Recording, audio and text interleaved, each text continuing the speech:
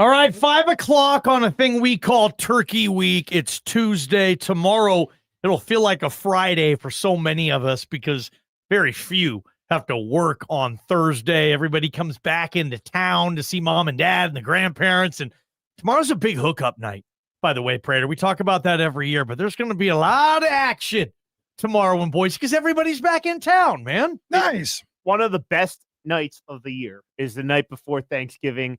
And it's even better if you're back in your hometown catching up with everybody. I don't care where I am the night before Thanksgiving. It's the night before the best holiday of the year, in my opinion. I love the night before Thanksgiving. I love it. Yeah, I'm a big Thanksgiving fan too, Greg. Boise State will play on Black Friday. First thing you do, you'll wake up and you'll get ready on Black Friday for Boise State's final regular season game of the season, Prater, in Logan, against Utah State. And Spencer Danielson and many others, we're talking about the quarterback position specifically in this game. Max Cutforth making his second road start against Bryson Barnes, as you call the potato farmer. Pig farmer, making like his 95th career start. This guy's one of those college football lifers. He's played in 44 games. And let's talk about this a little bit. Boise State, Utah State at quarterback. Yeah, this is a very unique. I was looking for the word, a very unique quarterback battle in terms of Max Cutforth, one start. Bryson Barnes, very experienced in terms of what he does. But Bryson Barnes himself is a very, very unique quarterback. I've been following this guy for a long time. Obviously, he played it 3 years at Utah. This dude's played in 2 Rose Bowls, almost beat Ohio State in a Rose Bowl a couple of years ago, guys, when he had to come in for Cam Rising, and just saw the writing on the wall at Utah and transferred to Utah State.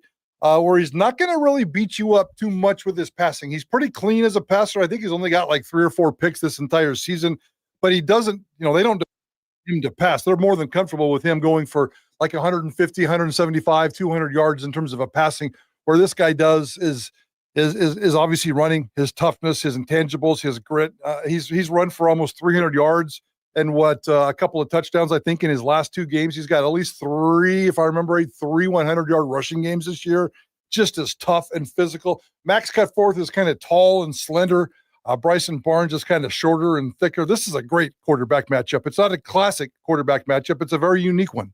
I'm intrigued by how much Boise State's defense get tested by Bryson Barnes because, this defense has been playing a lot better the last few weeks, but one of the things that we talked about in our meeting today was just the fact that it feels like you really have the haves and have-nots at quarterback in the Mountain West. I mean, you have Bryson Barnes, Anthony Calandria, Walker Eget, the kid at Hawaii, and then you have some other schools in the league that it feels like it's a challenge for their quarterback just to complete a pass. And obviously we've seen that the last few weeks with Colorado State, San Diego State, and Fresno State.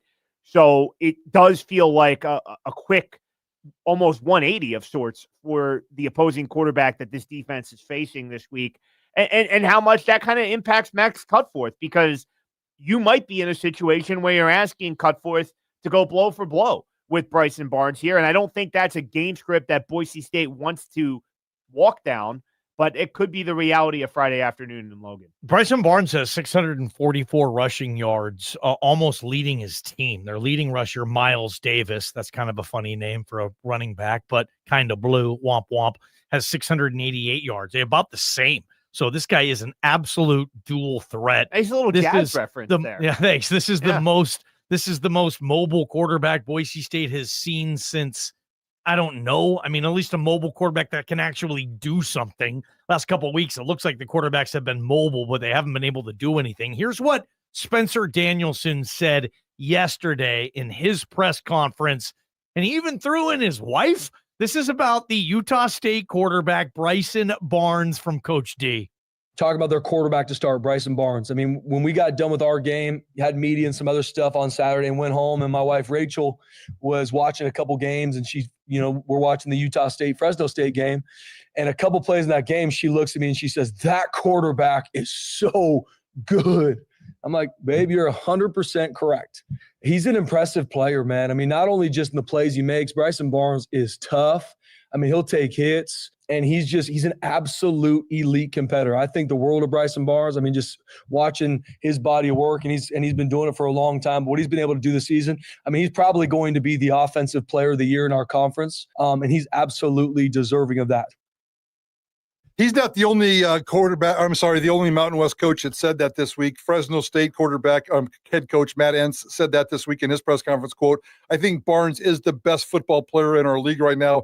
Bronco Mendenhall was asked that same question in his press conference this week. Guess what he said? It's Bryson Barnes every day, all day, every vote.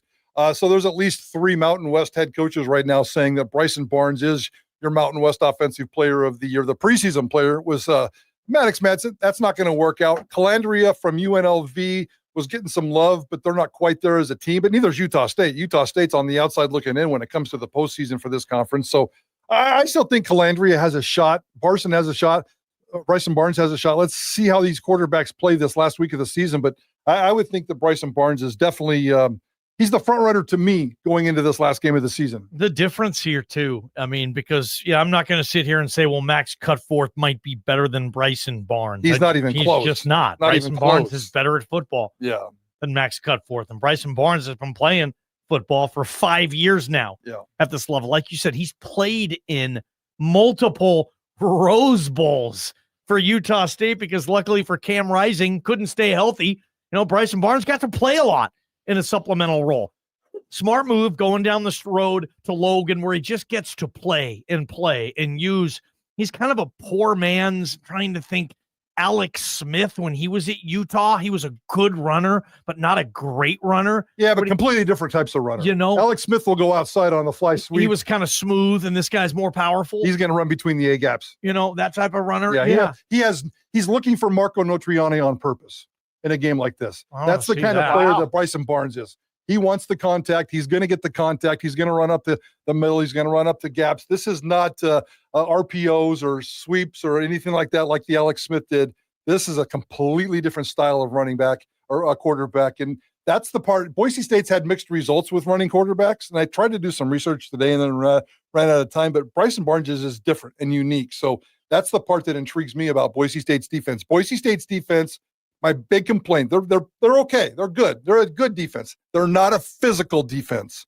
And I'm not saying that they're the kind of defense that's going to get beat by a physical quarterback. I don't think Boise State's defense is that unphysical, but Bryson Barnes is going to get his licks in, and he's going to go head-to-head, and he's going to beat some people up. But, it's still just one guy. Let's not get carried away here. Still just one guy. It does seem like, though, that this defense is going to get tested. And from what you're talking about, Prater, when you say Bryson Barnes is looking for Marco Notriani on purpose, as long as that mindset trickles down to the rest of this Utah State offense, I think led by Bryson Barnes, you're going to see a Utah State team that certainly is not at all intimidated by Boise State on Friday afternoon. Guys, these offenses, at least on paper, are identical. Boise State's averaging 423 yards. Utah State's averaging 424 yards, like identical, right down to the yard. These are the second and third most explosive offenses in the Mountain West. Now, flip that. Defense, Boise State ranks third in offense and third in defense in the Mountain West this year. Utah State, there's 12 teams in the Mountain West this year? 9th Utah State ranks on the defensive side. So, Boise State with Max Cutforth, you'd think has an easier operational procedure against that defense than Bryson Barnes does against Boise State's defense. You're right, though. One word, and I say this in a good way, I can't say about Boise State's defense is nasty. No, they're not nasty. No. This is a program built on love, and we love that around here. Great. But that is kind of the defense. They don't have anybody that you're scared of. You've mentioned it a couple times this year. There's no JL Skinner back there lurking. There's no Ahmed lurking. Some of the backers they've had, Leighton frickin' Vander Esch, guys that people absolutely fear. Some good stuff there. Let's get some comments in here. Surf City Bill on our YouTube stream says, Boise State's defense is hit or miss with the dual threat quarterbacks because, we certainly did shut down John Mateer. I don't know if they shut John Mateer down. I think Ashton Genty just outscored John Mateer, so there's nothing that the Cougars could really do. I'm glad you brought that up. Match tit for tat. Because that was what I brought up earlier here in the segment, if Max Cutforth has to do that, we confident about Boise State winning this game? No, I'm not. If I this wouldn't is be an either. offensive shootout, the Boise State's defense, for some reason, doesn't play like it's been playing, and Utah State with this high-powered offense does win that matchup. And This could be interesting. And let's be honest here. We've seen this Boise State defense, albeit not recently, but the opener against South Florida, they won the game in Colorado Springs against Air Force, but they gave up a lot of yards, a lot of points. There have been some problem areas for the Boise State defense that, if Utah State can look at some of that early season game film, perhaps the Aggies can move the ball here. Good point. 208-424-9300. Max Cutforth, Bryson Barnes. What's your thoughts on the quarterback spot? Prater, do you know where Milford, Utah is? I do. It's about 3 hours south of Salt Lake. Yeah, there's 1,500 people that live in that town. Last census was 1,431. Was it? It's definitely small. I think it's maybe just off the interstate a little bit. It's halfway between Salt Lake and like St. George out there in the middle of nowhere. And the reputation, pig farmer, tough guy, grew up on a farm, wrestling pigs, doing all that kind of stuff. And we'll see. I can't. This will be his last home game. He plays with emotions. And he brings a uniqueness to this storyline, but I'm mostly curious about Max Cutforth and how he responds in terms of, can he string together 2 good games? Can he go into that environment? And it's not going to be the nastiest environment. And I think that there's going to be, I would guess there's going to be 3,000 plus Boise State fans down there. They'll have their nice little pocket. Okay. And they're going to be loud. They're going to be vocal. So Max can feed off that a little bit. If he can string together a second game in a tough situation, with Boise State needing him to win this game, I'm very curious as to if he comes out. He's not going to beat you with his legs, but he can certainly beat you with his passing, and we'll see how it plays out. He doesn't need to beat you with his legs. Utah State doesn't have Dylan Riley and Sire Gaines. They have Bryson Barnes. Boise State has Max Cutforth, as long as he's good, and Dylan Riley and Sire Gaines. So I think there's a small advantage here for Boise State's offense.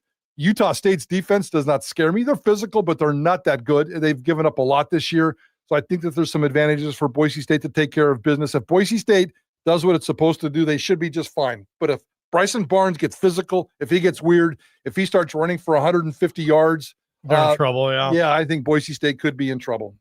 Keep the texts coming in. Mike, the roof guy, Pat, and Boise, will read those when we get to game day, men's health feedback finale. But let's shift over to hoops a little bit. Mike Prater said, same old, earlier on this team. Boise State hoops losing to NC State today, 71-60. Yep. Kind of same old. Do you guys agree with Prater on that with this basketball team? Yeah, they've lost back-to-back games, but against good teams. Does that mean anything to you? Yeah, they're losing, but they're losing to high-level teams. Are we sure they're good? Yeah, maybe you're going to say they're not even good. Seton Hall's good. Not Seton Hall, but North Carolina State, or are we sure? USC. Yeah, they're probably good, but is that the reason why they lost?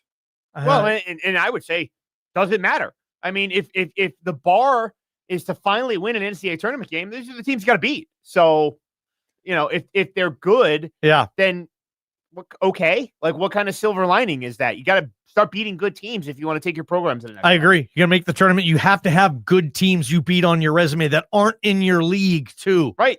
Like events like this.